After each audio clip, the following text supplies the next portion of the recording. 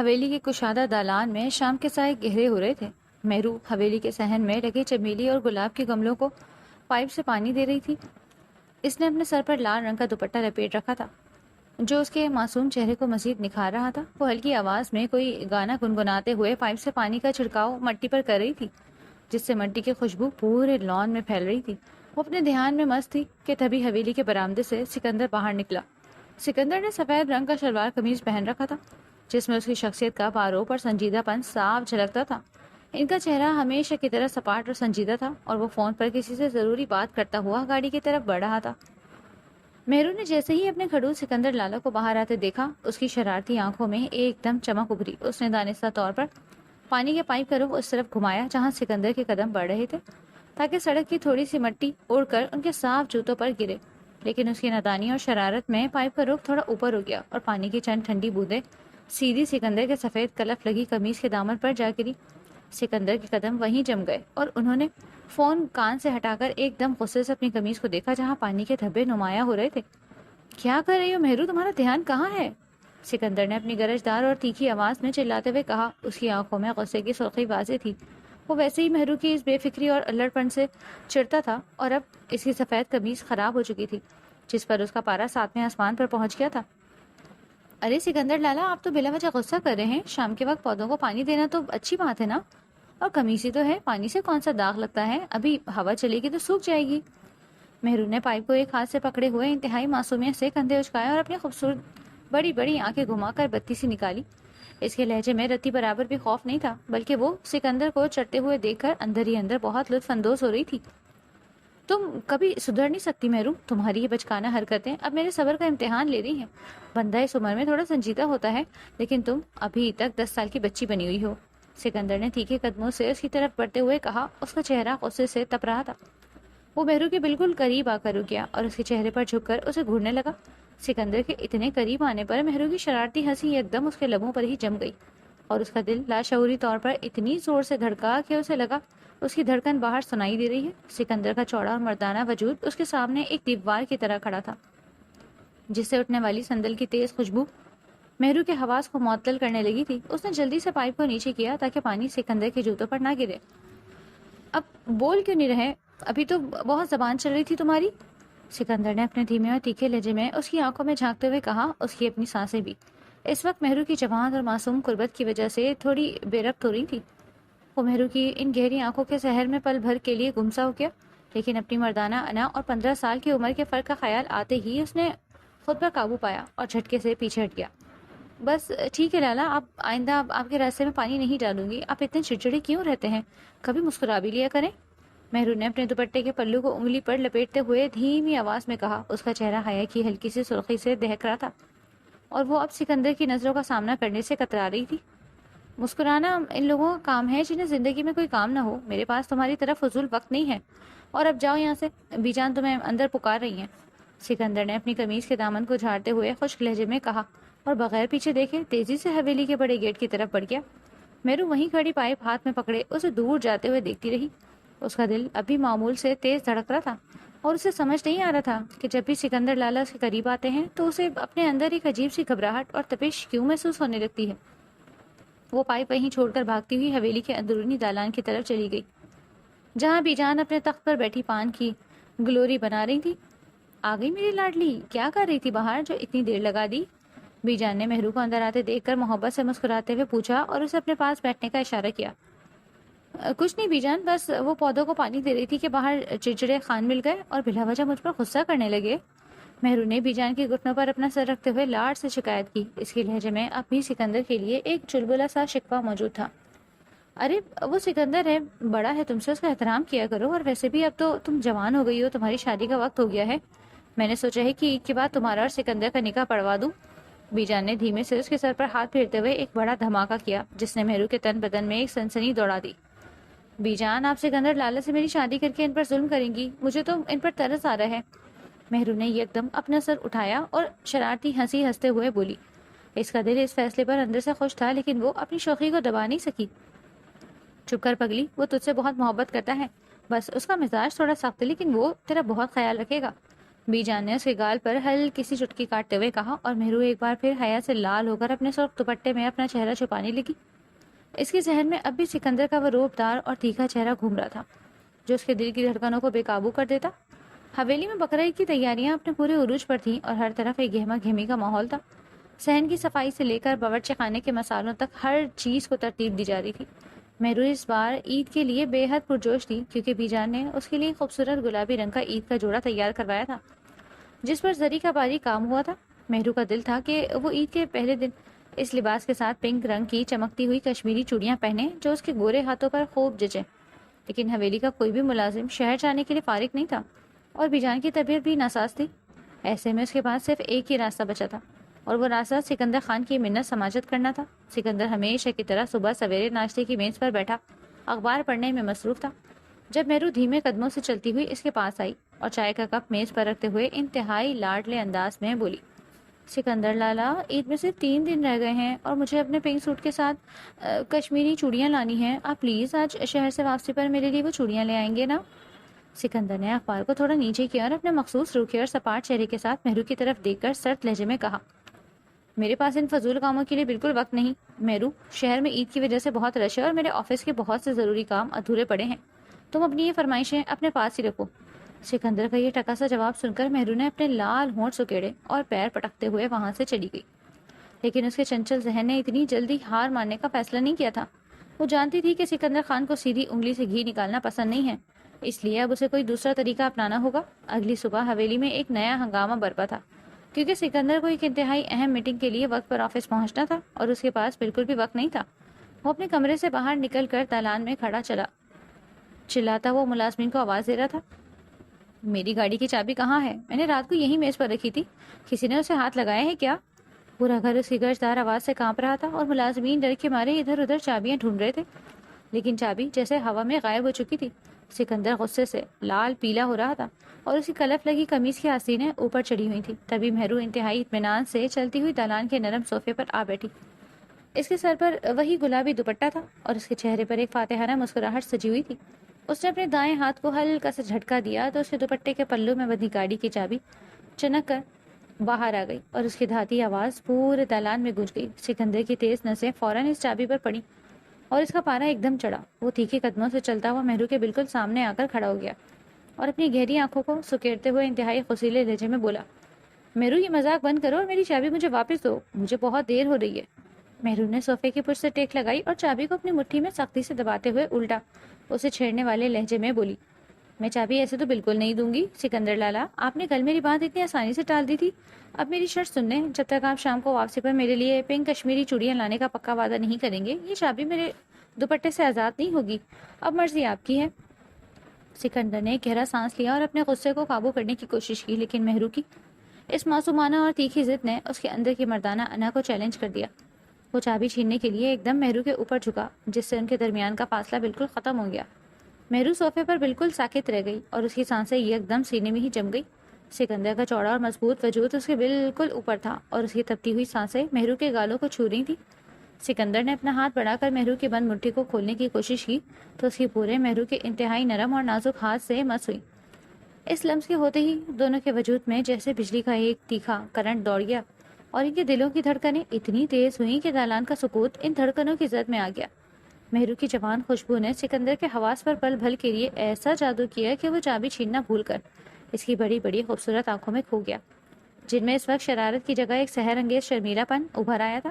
سکندر نے محسوس کیا کہ اس کے دل کی دھڑکن اب اس کے اپنے قابو میں نہیں رہی۔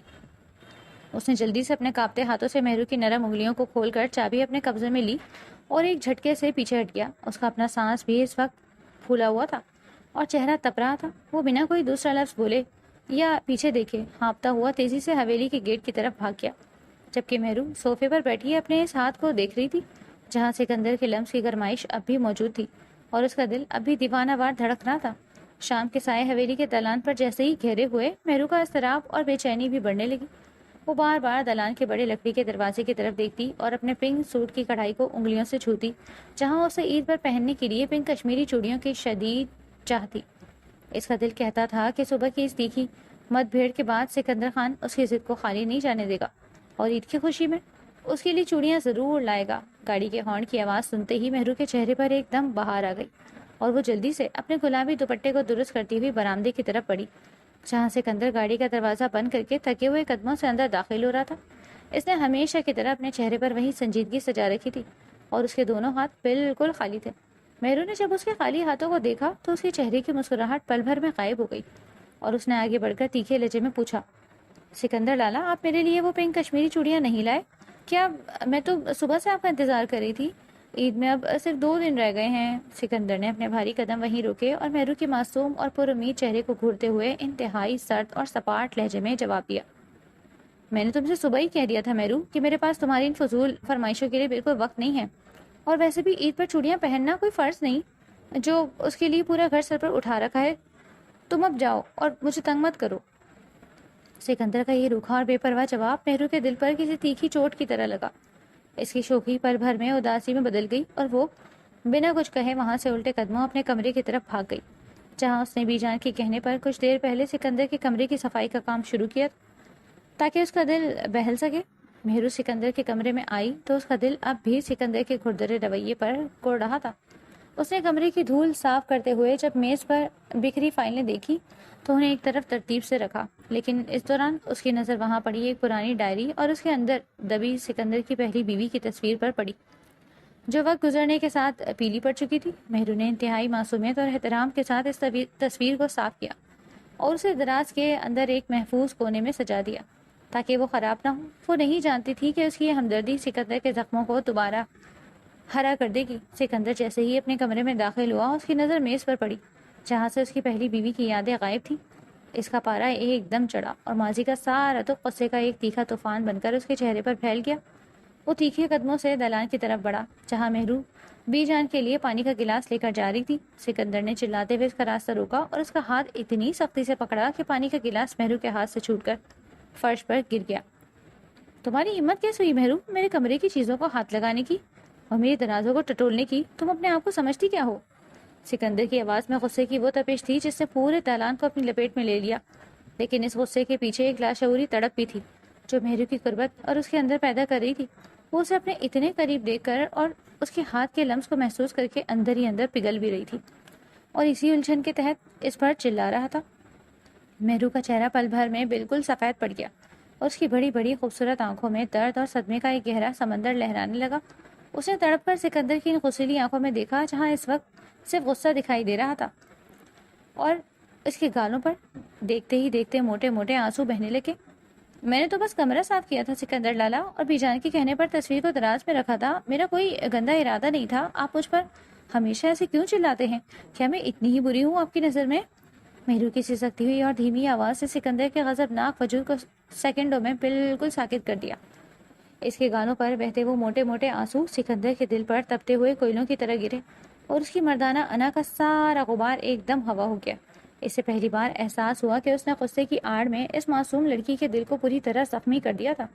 اس کا ہاتھ مہرو کی کلائی پر لاشعوری طور پر نرم پڑ گیا اور وہ پچھتاوے کی آگ میں جلتے ہوئے بس اسے روتے ہوئے دیکھتا رہ گیا، جبکہ مہرو ایک تیکھے جھٹکے سے اپنا ہاتھ چھڑا کر روتی ہوئی اپنے کمرے کی طرف بھاگ گئی اور سکندر دالان میں اکیلا کھڑا خود کو کوسنے لگا۔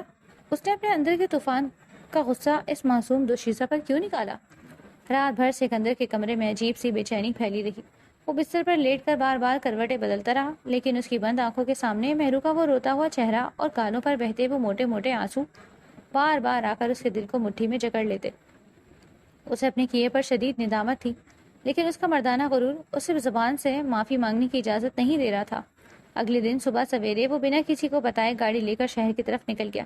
عید کے رش کی وجہ سے بازاروں میں تل دھرنے کی جگہ نہیں تھی، لیکن وہ تپتی دھوپ میں دکان گھوم کر پنک رنگ کی ان کشمیری چوڑیوں کو ڈھونڈتا رہا جو مہرو کے گلابی سوٹ کے ساتھ بالکل میچ کرتی ہوں۔ شام کے وقت جب وہ حویلی لوٹا تو اس کی جیب میں ایک چھوٹا سا مخملی ڈبہ تھا جس میں وہ چمکتی ہوئی چوڑیاں قید تھیں۔ اس نے حویلی کے دالان میں قدم رکھا تو اسے باورچی خانے سے الائچی اور میٹھے دودھ کی سوندھی سوندھی خوشبو آئی۔ مہرو وہاں اکیلی کھڑی عید کے لیے شیر قورمے کی تیاری میں مصروف تھی۔ اس کا چہرہ اب بھی اداس تھا اور اس کی حرکتوں میں وہ پرانی چنچلاتا غائب تھی۔ سکندر دھیمے قدموں سے چلتا ہوا کچن کے اندر داخل ہوا اور پیچھے مڑ کر لکڑی کا بھاری دروازہ دھیرے سے بند کر دیا۔ مہرو نے آہٹ پا کر چونک کر پیچھے دیکھا اور سکندر کو اپنے اتنے قریب کھڑا پا کر اس کے ہاتھ میں پکڑا چمچ رک گیا، لیکن اس نے اپنی نظریں دوبارہ نیچے جھکا لیں اور بنا کچھ بولے دوسرے چولہے کی طرف منہ کر کے کھڑی ہو گئی، جیسے وہ اس کے وجود کو بالکل نظر انداز کرنا چاہتی ہو۔ مہرو، میں نے تم سے کل جو کچھ کہا وہ بس غصے کی آڑ میں نکل گیا تھا۔ میرا مقصد تمہیں دکھ پہنچانا نہیں تھا، اور میں تمہاری طرح فضول بیٹھ کر رونے دھونے والی لڑکیوں کو بالکل پسند نہیں کرتا۔ سکندر نے اپنے مخصوص گمبھیر اور تیکھے لہجے میں ادھر ادھر کی باتیں کرتے ہوئے کہا، اور اس کی آواز میں اب وہ پرانی سختی نہیں تھی بلکہ ایک عجیب سا دھیما پن تھا۔ وہ مہرو کے بالکل پیچھے آ کر کھڑا ہو گیا، جہاں سے مہرو کے وجود کی دھیمی خوشبو اس کے اعصاب پر اثر کر رہی تھی۔ مہرو نے چولہے کی آنچ کو تیز کرتے ہوئے انتہائی سرد اور تیکھے لہجے میں جواب دیا، آپ کو میری فکر کرنے کی کوئی ضرورت نہیں ہے سکندر خان، میں تو ویسے بھی ایک نادان اور بدتمیز لڑکی ہوں نا، اور عید پر چوڑیاں پہننا کوئی فرض تو نہیں، اس لیے اب مجھے آپ سے کوئی فرمائش نہیں کرنی، آپ یہاں سے جائیں، مجھے بہت کام ہے۔ مہرو کا یہ تیکھا جواب سن کر سکندر کے لبوں پر ایک انتہائی باریک سی مسکراہٹ ابھری، لیکن اس نے فوراً خود پر قابو پایا اور اپنی جیب سے وہ مخملی ڈبہ نکال کر چپکے سے شیلف پر مہرو کے بالکل سامنے رکھ دیا، جہاں چمکتی ہوئی پنک کشمیری چوڑیاں صاف دکھائی دے رہی تھیں۔ مہرو نے چور نظروں سے ان چوڑیوں کو دیکھا تو اس کے دل نے ایک دم زور سے دھڑکنا شروع کیا، لیکن اس نے اپنی انا کو برقرار رکھتے ہوئے منہ دوسری طرف پھیر لیا۔ سکندر نے ایک قدم اور آگے بڑھایا اور مہرو کو دیوار اور اپنے چوڑے وجود کے بیچ میں لیتے ہوئے انتہائی تیکھے اور رومانوی انداز میں اس کا گورا ہاتھ کلائی سے پکڑ لیا۔ مہرو نے تڑپ کر اپنا ہاتھ چھڑانے کی کوشش کی، لیکن سکندر کی گرفت بہت مضبوط تھی۔ خاموشی سے یہ چوڑیاں پہن لو مہرو، ورنہ انجام اچھا نہیں ہوگا، اور آئندہ میری کسی چیز کو ہاتھ لگانے سے پہلے مجھ سے پوچھ لیا کرو۔ سکندر نے انتہائی دھیمے اور گہرے لہجے میں اس سے بالکل قریب جھکتے ہوئے کہا۔ اس کی تپتی سانسیں مہرو کے گالوں کو چھو رہی تھی اور اس کی مٹیالی آنکھوں میں اس وقت مہرو کے لیے ایک عجیب سی کشش اور سحر تھا۔ مہرو کی سانسیں ایک دم سینے میں ہی جم گئیں اور وہ سکندر کے اس تیکھے پن اور قربت کے سامنے بالکل بے بس ہو گئی۔ اس نے بنا کسی مزاحمت کے اپنا ہاتھ اس کے حوالے کر دیا اور سکندر نے اپنے تپتے ہوئے ہاتھوں سے ایک ایک کر کے وہ پنک کشمیری چوڑیاں اس کی گوری کلائی میں سجا دی۔ چوڑیاں پہنانے کے بعد بھی سکندر نے کچھ دیر کے لیے اس کا ہاتھ اپنی گرفت میں ہی رکھا، اور دونوں کے دل اس وقت ایک ہی رفتار سے دھڑک رہے تھے۔ عید کی اس رات بی جان کی طبیعت اچانک بہت زیادہ بگڑ گئی اور ڈاکٹر نے کہہ دیا کہ ان کے پاس اب وقت بہت کم ہے۔ بی جان نے بستر پر لیٹے لیٹے سکندر کا ہاتھ مہرو کے ہاتھ میں دیا اور روتے ہوئے وصیت کی کہ وہ عید کے پہلے دن ہی سادگی سے نکاح کر لیں۔ عید کے دن حویلی کے بڑے کمرے میں نکاح کی تیاریاں مکمل تھیں، جہاں مہرو اپنے گلابی جوڑے پر گہری لال رنگ کی ریشمی چادر اوڑھے بیڈ پر بیٹھی تھی۔ نکاح کے کاغذات پر دستخط ہونے سے ٹھیک پہلے سکندر کمرے میں داخل ہوا اور اس کے چہرے پر چادر کا پلو دیکھ کر نہ جانے کیوں اس کے چہرے پر ہلکی سی مسکراہٹ آ گئی، اور پھر تھوڑی دیر بعد وہاں پر دوسرے افراد اور نکاح خواہ بھی آ گئے، اور وہ دونوں ہمیشہ کے لیے ایک دوسرے کے نام ہو گئے۔ حویلی کا وہ بڑا کمرہ جسے عید کی مناسبت سے ہلکا سا سجایا گیا تھا، اس وقت ایک عجیب سی سکون کی لپیٹ میں تھا۔ ہوا میں گلاب کے پھولوں کی مہک پھیلی ہوئی تھی جو ماحول کو بوجھل بنا رہی تھی۔ مہرو اپنے اسی گلابی ریشمی عید کے جوڑے پر گہرے لال رنگ کی بھاری چادر اوڑھے بیڈ کے بالکل کنارے پر سمٹی ہوئی بیٹھی تھی۔ اس کے ہاتھوں میں پہنی پنک کشمیری چوڑیاں اس کی ذرا سی حرکت پر دھیمی سی کھنک پیدا کرتی، لیکن اس وقت وہ بالکل ساکت تھی۔ اس کا دل سینے کے اندر اتنی شدت اور تیزی سے دھڑک رہا تھا جیسے وہ پسلیوں سے ٹکرا کر باہر نکل آئے گا۔ اس کی گوری انگلیاں چادر کے پلو کو سختی سے مروڑ رہی تھی اور وہ بار بار نیچے چٹائی کے ڈیزائن کو گھور رہی تھی، کیونکہ وہ جانتی تھی کہ اب وہ اس حویلی میں محض ایک مہمان یا دادی کی لاڈلی نواسی نہیں ہے، بلکہ اس کٹھور اور بارعب سکندر خان کی باقاعدہ منصوبہ اور بیوی بن چکی تھی۔ دروازے کا بھاری پٹ ایک دم چڑچڑاہٹ کے ساتھ کھلا اور سکندر کمرے کے اندر داخل ہوا۔ اس کے چہرے پر روایتی دلہا جیسی کوئی خوشی یا نرمی نہیں تھی، بلکہ اس کی مٹیالی آنکھوں میں عجیب سی ویرانی اور غصے کی لکیریں واضح تھی۔ اسے سفید کلف زدہ قمیص کے اوپر سیاہ رنگ کی واسکٹ پہن رکھی تھی جو اس کے قداور اور چوڑے وجود کو مزید محب اور پروقار بنا رہی تھی۔ اس نے مہرو کی طرف ایک نگاہ غلط نہیں ڈالی، بلکہ آگے بڑھ کر اپنی واسکٹ کے بٹن کھولے اور اسے صوفے کی پشت پر اچھال دیا۔ اس کی یہ بے رخی مہرو کے دل پر کسی تیکھے خنجر کی طرح لگی تھی۔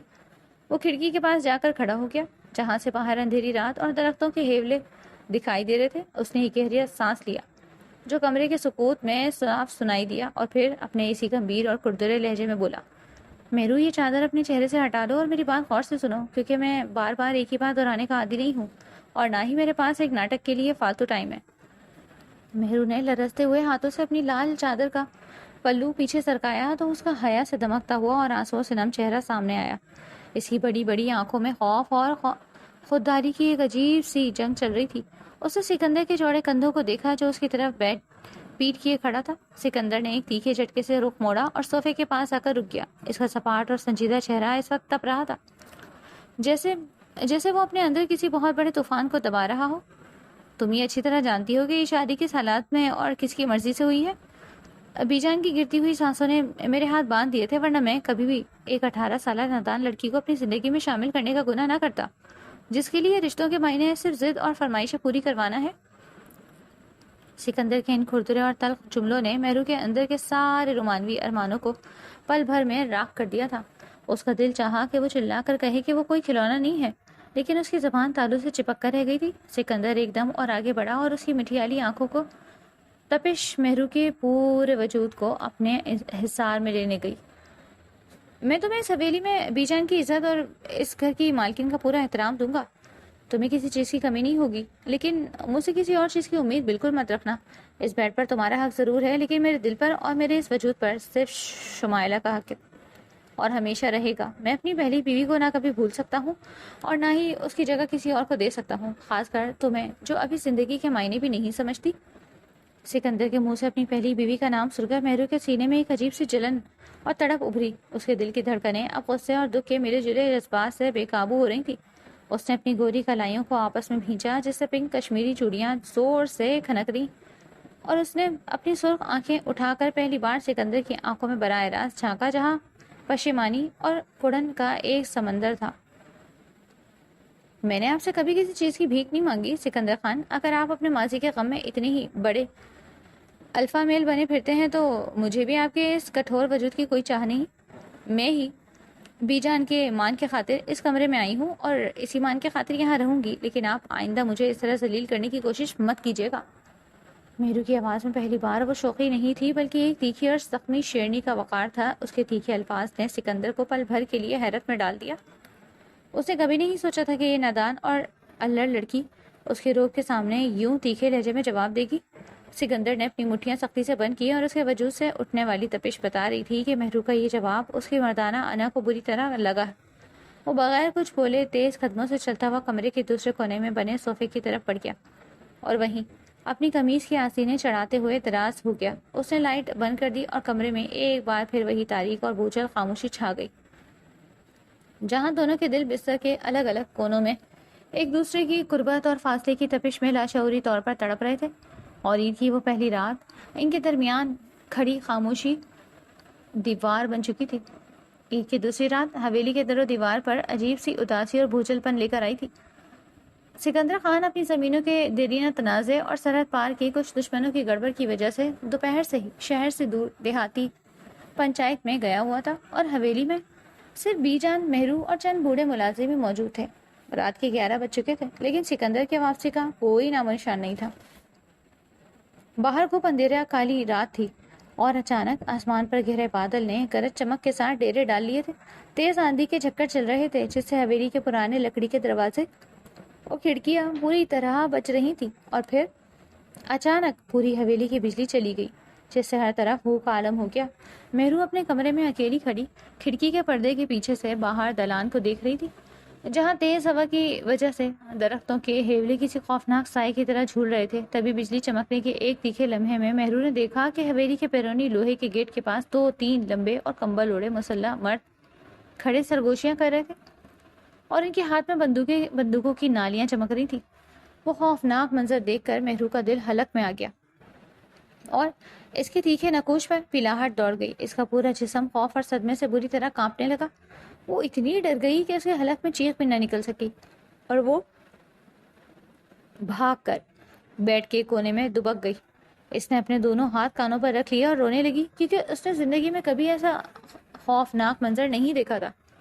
باہر بارش اور طوفان کی شدت مزید بڑھتی جا رہی تھی، اور مہرو کو لگ رہا تھا کہ اب وہ مشکوک لوگ کسی بھی وقت حویلی کا کچا دروازہ توڑ کر اندر داخل ہو جائیں گے۔ تبھی حویلی کے بیرونی دالان میں کسی گاڑی کے تیزی سے بریک مارنے اور پھسلنے کی آواز آئی، اور پھر حویلی کا بڑا گیٹ زوردار آواز کے ساتھ کھلا۔ مہرو کا دل اس دھماکے پر اتنی زور سے دھڑکا کہ اسے لگا اس کا سانس رک جائے گا۔ وہ خوف سے کانپتی ہوئی بیڈ سے نیچے اتری اور اپنے گلابی دوپٹے کو چادر کی طرح خود پر لپیٹ کر دیوار کے ساتھ لگا کر کھڑے ہو گئی۔ بھاری اور تیز قدموں کی آواز کوریڈور میں گونجنے لگی اور پھر اس کے کمرے کا دروازہ ایک دم جھٹکے سے کھلا۔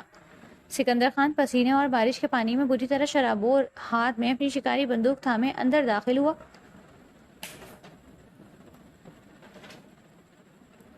اس کا چہرہ غصے، تھکن اور شدید فکر کی وجہ سے سرخ ہو رہا تھا اور اس کی مٹھیاں آنکھیں اندھیرے میں بھی چمک رہی تھی۔ اس نے جیسے ہی مہرو کو دیوار کے ساتھ خوف سے کانپتے اور نڈھال روتے ہوئے دیکھا، اس کے اپنے سینے میں ایک تیکھی چبھن ہوئی اور اس کا دل لاشعوری طور پر اس کی اس حالت پر بری طرح تڑپ اٹھا۔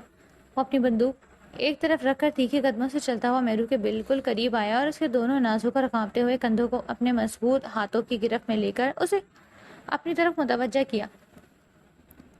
مہرو، میری طرف دیکھو، یہ کیا حالت بنا رکھی ہے تم نے؟ اور تم یہاں اندھیرے میں اکیلی کیوں کھڑی ہو اور رو کیوں رہی ہو؟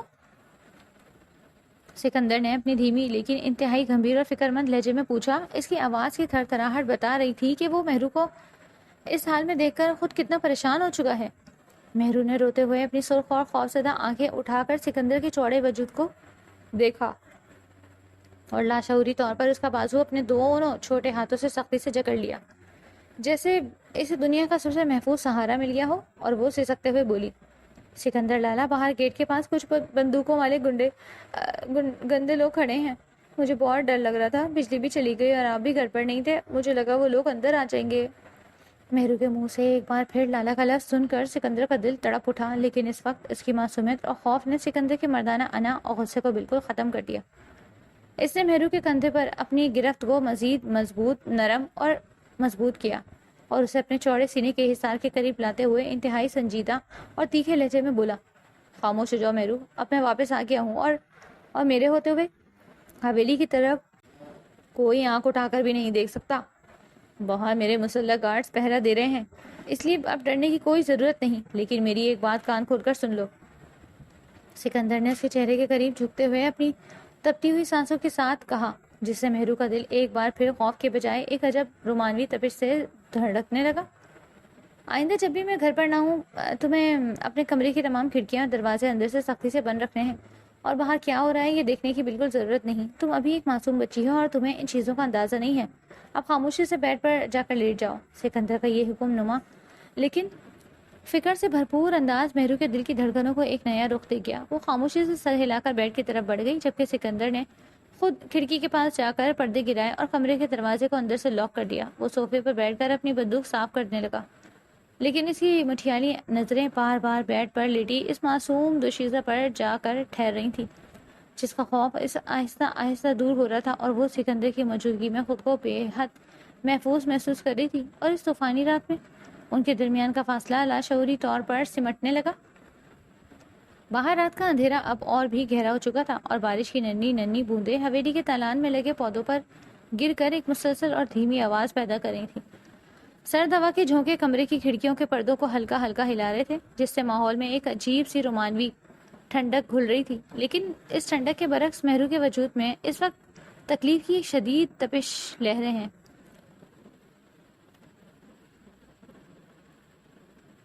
اسے عید کے دن ان دنوں میں اچانک پیریڈز آ گئے تھے اور اس کی کمر اور پیٹ کے نچلے حصے میں اٹھنے والا شدید تیکھا درد اس کے برداشت سے باہر ہو رہا تھا۔ وہ بیڈ پر اپنے گھٹنوں کو سینے سے چمٹائے کرا رہی تھی اور اس کے گورے ماتھے پر پسینے کی ننھی ننھی بوندیں چمک رہی تھیں۔ اس نے اپنے دونوں ہونٹوں کو دانتوں تلے دبا رکھا تھا تاکہ اس کے حلق سے درد کی کوئی چیخ باہر نہ نکلے۔ سکندر خان جب کوریڈور کو چکر لگا کر اور حویلی کے سیکیورٹی انتظامات کا جائزہ لے کر کمرے میں داخل ہوا تو اس کی تیز نظریں فوراً بیڈ پر تڑپتی مہرو پر پڑی۔ اس کی شوخ اور نٹکھٹ بیوی اس وقت تکلیف سے بالکل نڈھال اور بے بس دکھائی دے رہی تھی۔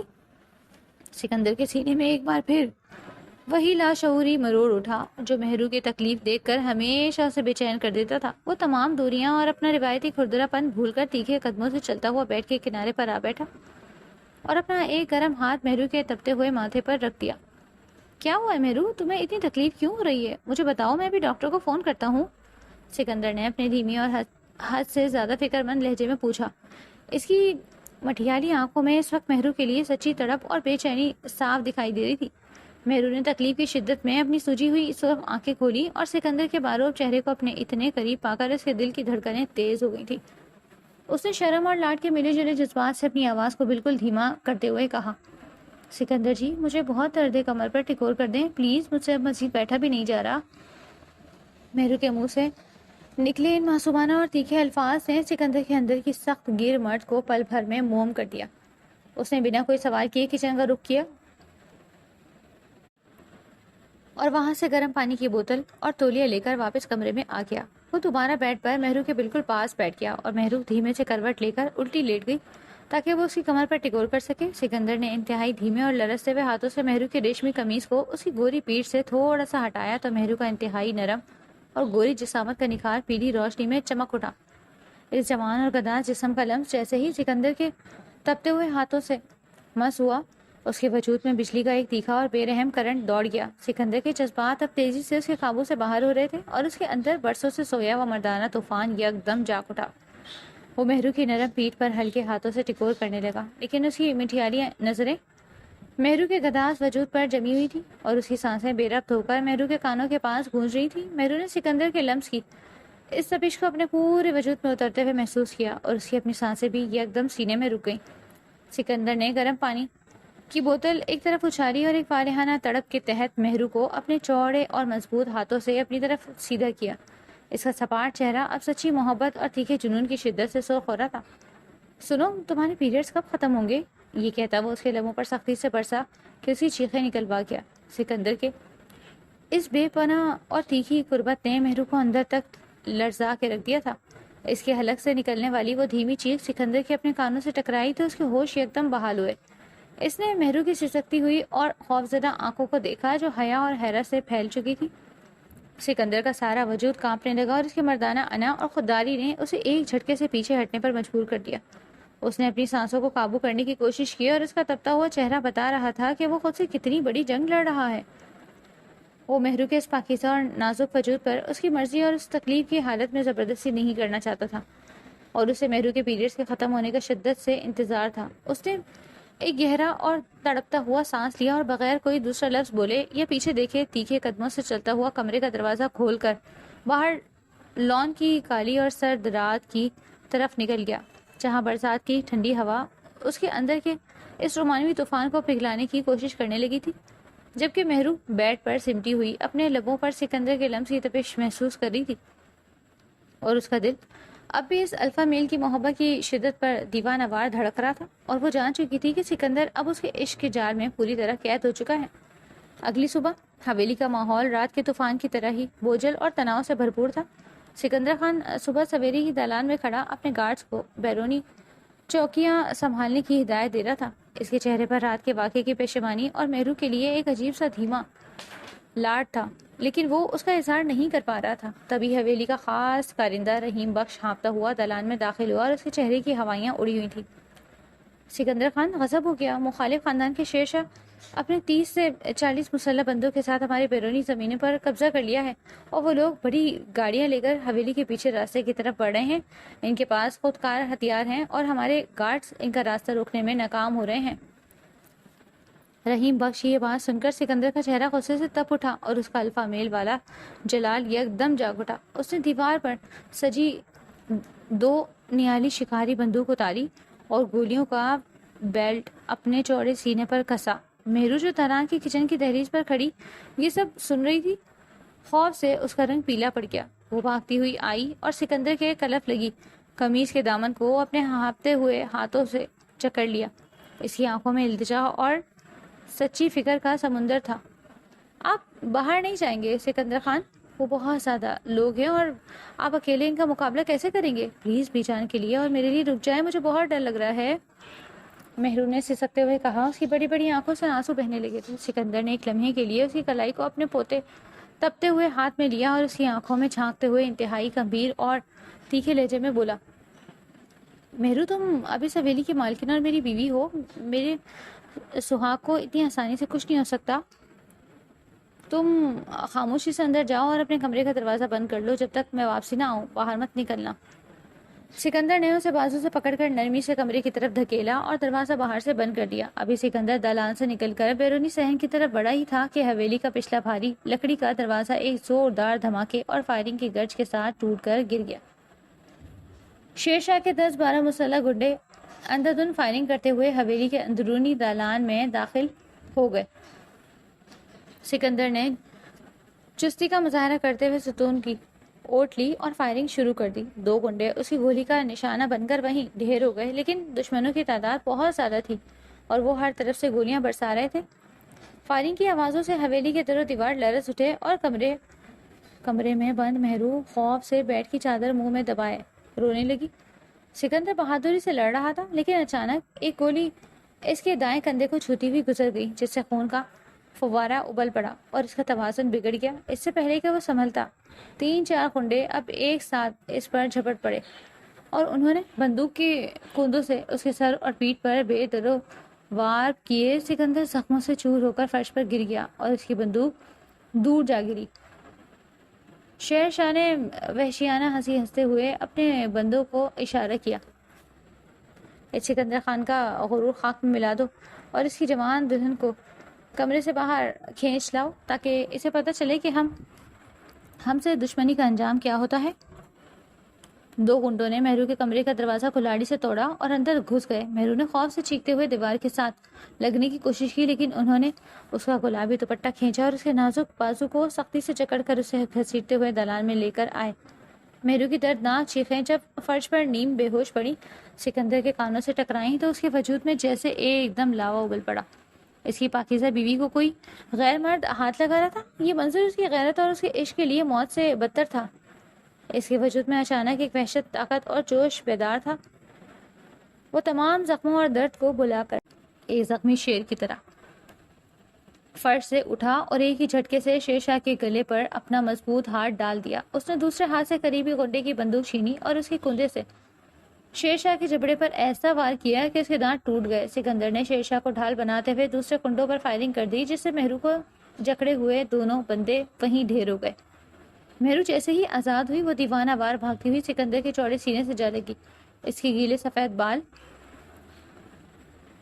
سفید کرتے کو اپنے آنسوں سے بھگونے لگی۔ سکندر نے اپنے ایک بازو کے مضبوط حصار میں مہرو کو چھپا لیا اور غصے سے چلاتے ہوئے بولا، اب اگر کسی نے ایک قدم بھی آگے بڑھایا تو میں اپنے ہاتھ سے شیر شاہ کا گلا گھونٹ دوں گا اور حویلی سے تمہاری لاشیں ہی باہر جائیں گی۔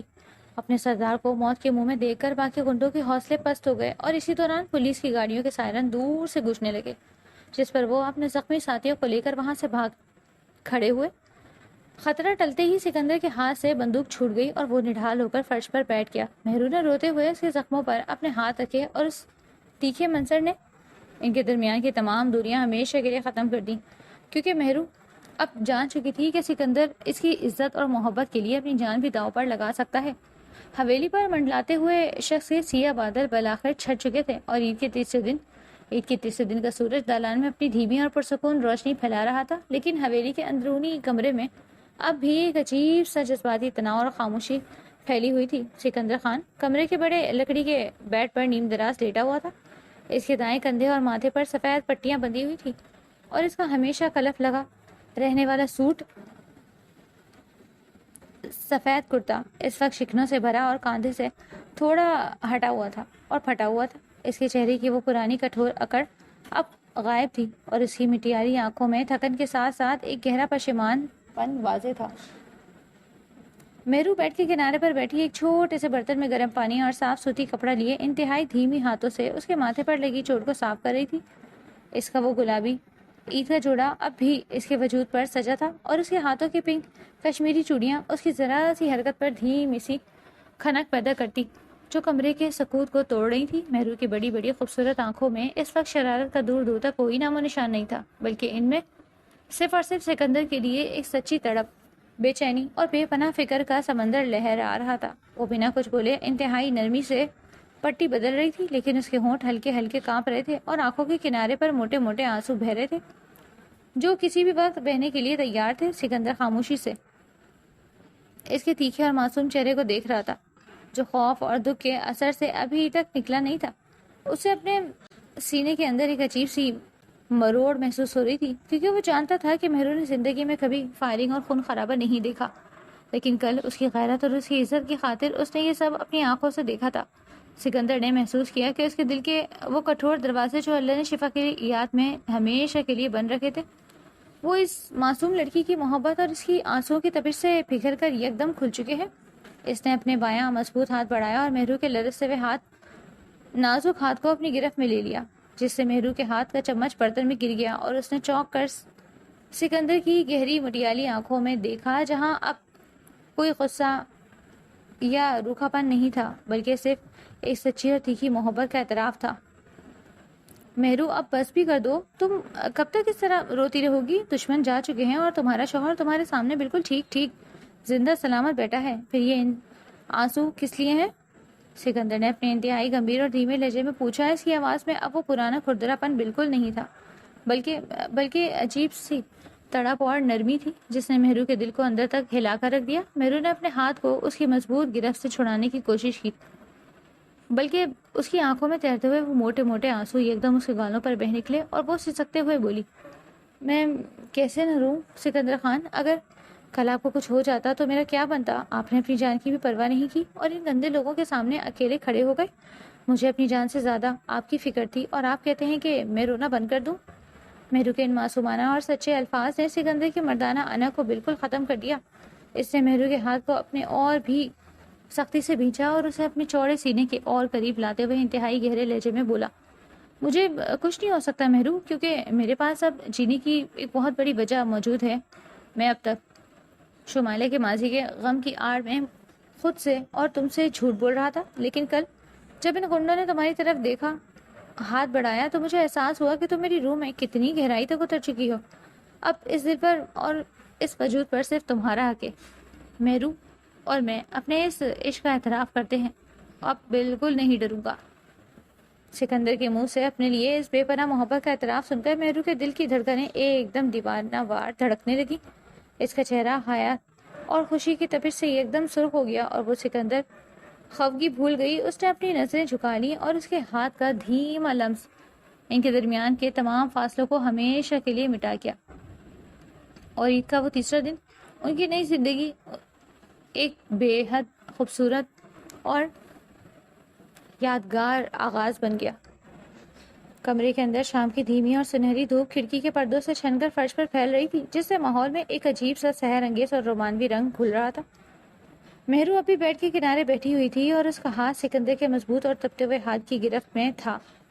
اس کا دل اب بھی اپنے شوہر کے سچے اعتراف محبت پر دیوانہ وار دھڑک رہا تھا، اور اس کے گورے گالوں پر حیا کی سرخ لکیریں واضح تھیں۔ سکندر نے اپنا سر تکیے سے تھوڑا اٹھایا اور اپنے مٹھیالی آنکھوں کی تپش مہرو کے چہرے پر جماتے ہوئے انتہائی دھیمے اور تیکھے لہجے میں بولا، مہرو، اب تمہارے یہ آنسو صاف ہو چکے ہیں اور دشمن کا خود بھی پتہ چل گیا، تو کیا میں اب اپنے اس ادھورے سوگ کا حق مانگ سکتا ہوں، یا ابھی مجھے مزید انتظار کرنا پڑے گا؟ سچ بتاؤ، تمہاری وہ تکلیف اب کیسی ہے اور تمہارے وہ عذر والے دن ختم ہوئے یا نہیں؟ سکندر کے منہ سے اتنی تیکھی اور کھل کر کی گئی باتیں سن کر مہرو کے تن بدن میں ایک سنسنی دوڑ گئی۔ اس کا چہرہ حیا سے اس قدر سرخ ہوا کہ جیسے ابھی خون چھلک پڑے گا۔ اس نے شرم کے مارے اپنی نظریں جھکا لی اور اپنا چہرہ اپنے گلابی دوپٹے میں چھپانے کی کوشش کرنے لگی۔ اس کے ہاتھوں کی پنک کشمیری چوڑیاں اس کی اس گھبراہٹ پر زور زور سے کھنکنے لگی، جو سکندر کے دل کی دھڑکنوں کو مزید ربط کر رہی تھی۔ سکندر کے لبوں پر ایک دلکش اور فاتحانہ مسکراہٹ ابھری۔ اس نے مہرو کا ہاتھ تھوڑا سا کھینچا، جس سے مہرو لاشعوری طور پر بیڈ پر اس کے بالکل قریب آ گری۔ اس کا سر سکندر کے چوڑے اور مضبوط سینے کے پاس تھا، جہاں سے سکندر کی دل کی تیز رفتار دھڑکنیں مہرو کو صاف سنائی دے رہی تھی۔ سکندر نے اپنا بایاں ہاتھ بڑھا کر مہرو کے چہرے سے دوپٹے کو پلو ہٹایا اور اس کی تھوڑی کو اپنی انگلیوں کے پوروں سے چھوتے ہوئے اس کا چہرہ اوپر اٹھایا۔ آپ مجھ سے نظر چرانے کی بالکل ضرورت نہیں ہے مہرو، میں نے تمہاری تکلیف میں خود پر بہت ضبط کیا ہے اور تمہاری پاکیزگی کا احترام کرتے ہوئے اس کی طوفانی رات کو کمرے سے باہر گزارا، لیکن اب میں اور زیادہ صبر نہیں کر سکتا۔ مجھے اب اس حویلی میں وہی پرانی الڑ اور شرارتی مہرو چاہیے جو مجھے چھیڑتی تھی، لیکن اب وہ میرے سینے کے حصار میں رہ کر ہی شرما جاتی ہے، شرارتیں کرے گی۔ سکندر کا یہ تیکھا اور حد سے زیادہ رومانوی انداز مہرو کے وجود کو پگھلانے لگا۔ اس نے دھیمی اور کانپتی ہوئی آواز میں جواب دیا، سکندر جی، اب میں ٹھیک ہوں اور اب میں آپ کو کبھی غصے سے دور جانے نہیں دوں گی، کیونکہ آپ میرے شوہر ہیں اور میری کائنات بھی۔ مہرو کے ان خوبصورت اور والہانہ انداز نے سکندر کے اندر کی تڑپ کو تسکین دے دی۔ اس نے انتہائی عقیدت اور محبت کے ساتھ اپنے لیے مہرو کے گورے ماتھے پر رکھ دیے لب، اور اس مہر محبت نے ان کے درمیان کے تمام گزشتہ دکھوں، پشیمانیوں اور فاصلوں کو ہمیشہ کے لیے مٹا دیا۔ عید کے تیسرے دن کی شام حویلی کے دالان میں چمیلی کے خوشبو کے ساتھ ان کے لازوال عشق کا گہرا گاؤ بن چکی تھی، جہاں سکندر خان نے اپنے معصوم دوشیزہ کو ہمیشہ کے لیے اپنے دل کی ملکہ بنا لیا، اور اس کا یہ خوبصورت سفر اب تک ابدی اور پرسکون سے ایڈیٹنگ کے ساتھ مکمل ہو چکا تھا۔ حویلی پر منڈلانے والے دشمنی کے سیاہ بادلوں کو چھٹے اب پورا 1 مہینہ گزر چکا تھا،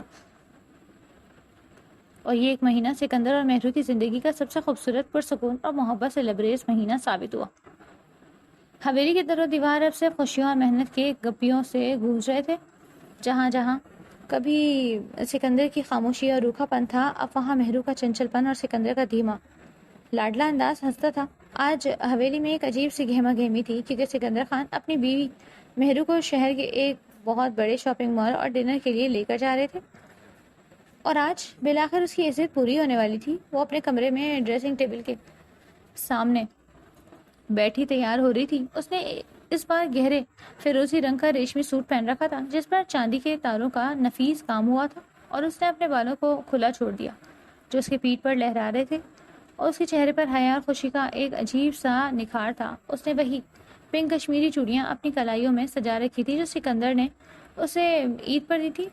وہ اپنے دوپٹے کو درست کر رہی تھی کہ تبھی سکندر کمرے میں داخل ہوا۔ اس نے سفید رنگ کا کرتا شلوار قمیض پہنا، جس میں اس کی شخصیت کا باروب اور نرمی کا ایک حسن امتزاج آ رہا تھا۔ سکندر کے قدم دہلیز پر ہی جم گئے، اور اس کی مٹھیاں آنکھوں سے مہرو کا یہ روپ دیکھ کر ایک عجیب سی تڑپ اور ستائش ابھر آئی۔ وہ دھیمے قدموں سے چلتا ہوا مہرو کے بالکل پیچھے آ کر کھڑا ہو گیا اور آئینے میں اس کے عکس کو دیکھنے لگا۔ مہرو نے آئینے میں اسے دیکھ کر شرم سے اپنی پلکیں جھکا لی، اور اس کے چہرے پر حیا کی سرخ لکیریں دوڑ گئی۔ سکندر نے اپنا ایک ہاتھ بڑھا کر اس کے کھلے بالوں کو ایک لٹ کو انگلی پر لپیٹتا اس کے کان کے پاس جھک کر انتہائی مخملی اور تیکھے لہجے میں بولا، آپ تو حویلی کی ملکہ چاند کو بھی مات دے دی۔ مہرو، تم ان فیروزی رنگ میں اتنی خوبصورت لگ رہی ہو کہ میرا دل چاہ رہا ہے کہ تمہیں اس کمرے سے باہر ہی نہ جانے دوں، لیکن کیا کروں، تمہاری وہ شہر جانے کی ضد اور وہ پچھلے 1 ہفتے کا بچکانہ مچل نے مجھے مجبور کر دیا ہے۔ سچ بتاؤ، اتنی تیاری کس کے لیے کی ہے؟ مجھے دیوانہ بنانے کے لیے، شہر والوں کے ہوش اڑانے کے لیے؟ سکندر کے منہ سے اپنی اتنی کھل کر تعریف سن کر مہرو کا دل ایک دم زور سے دھڑکا۔ اس نے آئینے میں اس کی آنکھوں میں دیکھا جہاں اس کے لیے بے پناہ محبت اور مان تھا۔ وہ مڑی اور سکندر کے گلف لگی قمیض کے کالر کو اپنے نازک ہاتھوں سے درست کرتے ہوئے انتہائی لاڈ اور تیکھے انداز سے بولی، آپ کی یہ باتیں مجھے اور زیادہ پاگل بنا رہی ہیں سکندر جی۔ میں نے یہ تیاری صرف اور صرف آپ کے لیے کی ہے، کیونکہ آپ میرے شوہر ہیں اور میرے سر کے تاج بھی، اور شہر والوں کے ہوش کا مجھے کوئی اندازہ نہیں، کیونکہ میں پوری دنیا تو آپ ہی ہیں۔